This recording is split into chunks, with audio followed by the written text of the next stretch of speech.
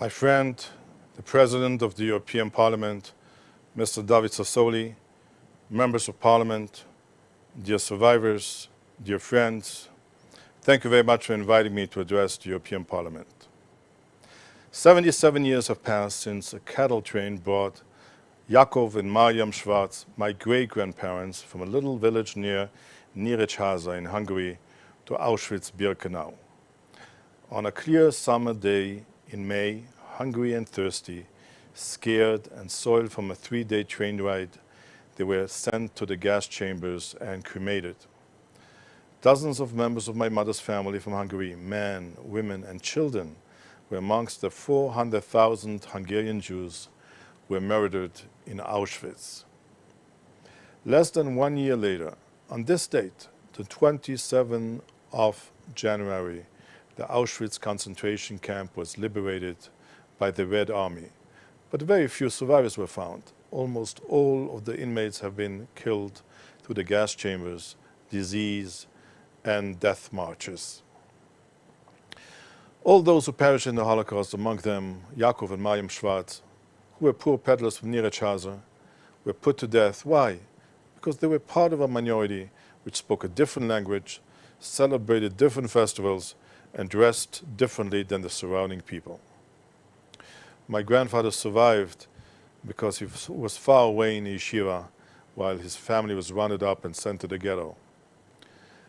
As a Jew, I mourn for the 6 million victims of the Shoah at the fast of the 9th of Av, the national mourning day for all the martyrs of Israel's destruction, from the Babylonian exile through the Crusades, the Inquisition, the pogroms of Bogdana Khmelnytsky, till the Shoah. However, today, the 27th of January, I mourn as a European. I remember the atrocities and crimes against entire humanity, the millions of victims, and the endless suffering. On this day, we remember the righteous among the nations who risked their lives to save some of the persecuted. Most of the almost 10 million Jews in pre-Holocaust Europe did their best to integrate and even assimilate into modern Europe, becoming its writers, philosophers, psychologists, doctors, industrialists, poets, artists, scientists, politicians, and actors. Their dream was to become part of modern Europe, which again reinvented itself after the Second Industrial Revolution.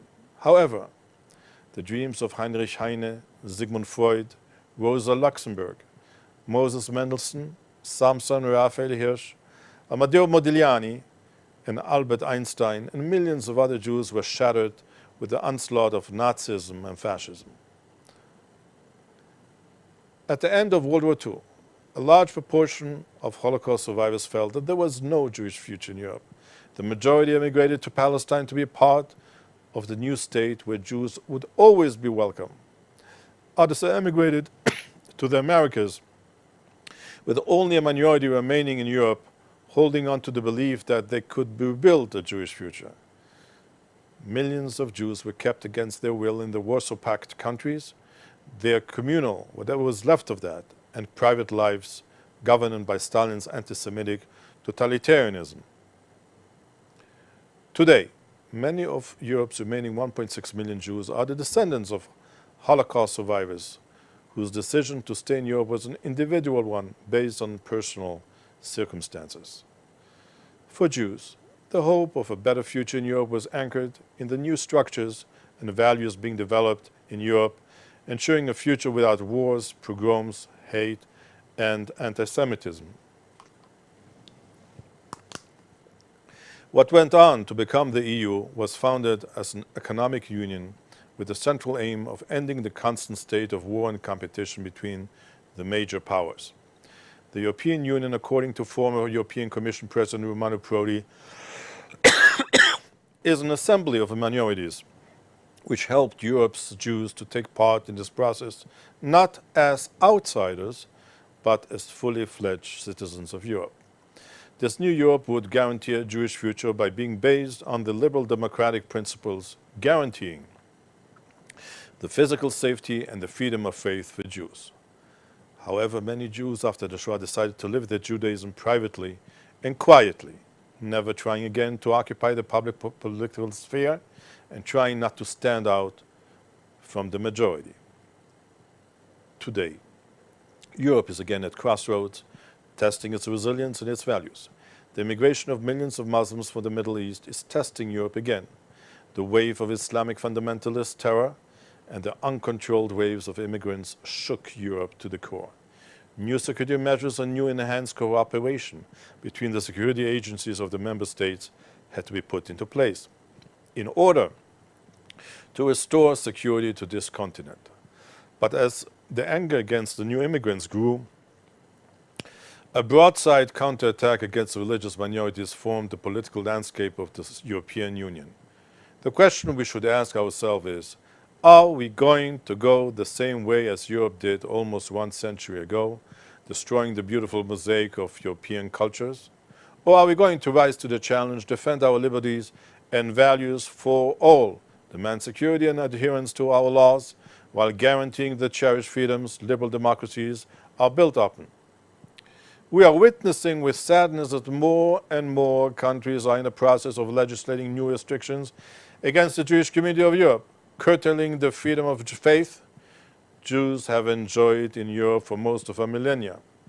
One of the first laws enacted by Nazi Germany against the Jews on the 21st of April 1933 was the prohibition against kosher slaughter, with the thought to make life as difficult as possible for Jews and get them to emigrate as fast as possible. The same law was enacted again last year in Wallonia and Flanders in Belgium, maybe not with the same intentions, but definitely with the same results. In Iceland, Scandinavia and Finland, citizens are pushing legislation to outlaw circumcision, proposing a 6-year jail sentence for a Jewish parent who will circumcise their child. In Soviet Russia, the punishment was only 5 years for the same offense, recognizing, of course, that a Finnish jail is a 5-star hotel compared to a Russian prison where Alexei Navalny is currently being held. We know that we are not the principal targets of these laws, but we are definitely the collateral victims. My friends, I would like to ask you, is this really what Europe wants? To emulate and copy militant secularist restrictions of the Soviet Union against religion?